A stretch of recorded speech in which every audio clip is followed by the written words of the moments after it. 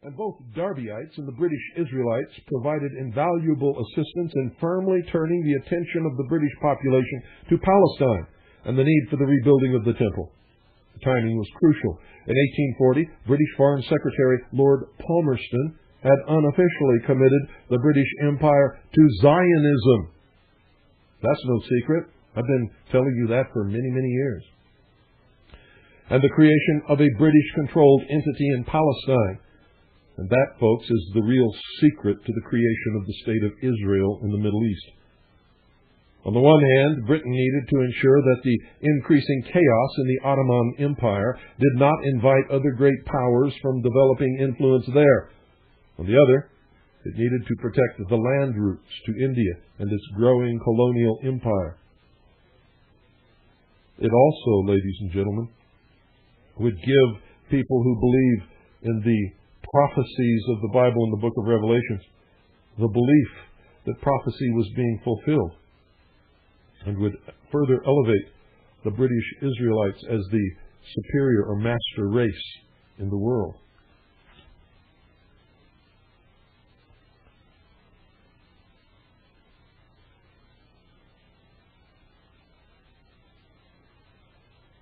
This became official policy in 1845, with a colonial office report proposing, quote, the establishment of a Jewish nation in Palestine as a protected state under the guardianship of Great Britain, end quote.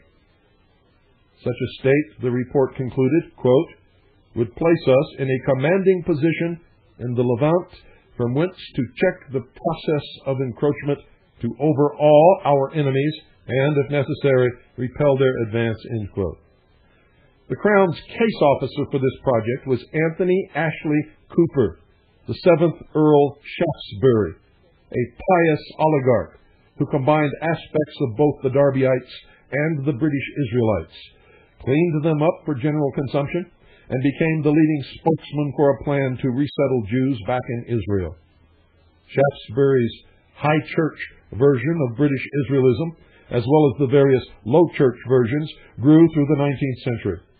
Queen Victoria's daughter, Princess Alice, became a patroness of the movement.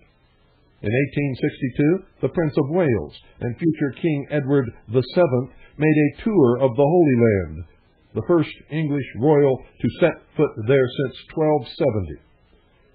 In 1865, Shaftesbury's efforts came to fruition with the founding of the Palestine Exploration Fund, known as PEF, under the official patronage of the Queen.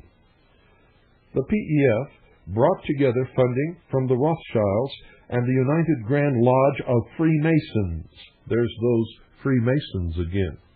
Membership ranged from oligarchs to apocalyptic crazies. And again, religion made a brilliant cover for espionage and colonial manipulation.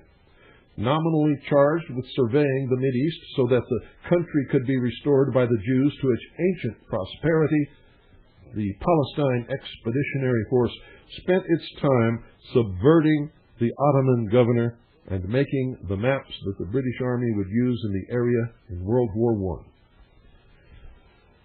One of PEF's leading explorers in Palestine from 1867 to 1870 was General Sir Charles Warren.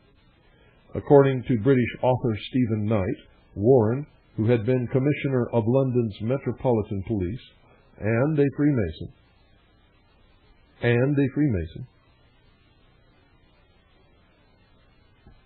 oversaw the cover-up of the Jack the Ripper murders, protecting both the United Grand Lodge of Freemasons and the fact that the Prince of Wales had had an illegitimate heir by a prostitute. The Chief of Criminal Investigations on the case for Scotland Yard was Sir Robert Anderson, who was a follower of John Nelson Darby. Warren is credited by Masonic sources with virtually rediscovering the project of rebuilding Solomon's Temple. He founded the Quatuor Coronati Lodge 2076, which, under the guise of being the, quote, research lodge, end quote, within the United Grand Lodge of England, has been active to this day, collaborating with Zionists in attempts to create holy war in the Middle East by blowing up the Muslim shrine Haram al-Sharif on the Temple Mount in Jerusalem in order to rebuild Solomon's temple. Ironically, when the Quatuor Coronati Lodge succeeded in taking over Theosophy, it spun off the Hermetic Order of the Golden Dawn, run by the satanic SIS officer Aleister Crowley, who was a major influence upon the Thule Society that gave birth to Adolf Hitler's movement and much of the inner cult belief structure of the Allgemeine SS. If you study the history of Nazi Germany, you'll find that it came right out of the occult lodges of the Thule Society and Freemasonry.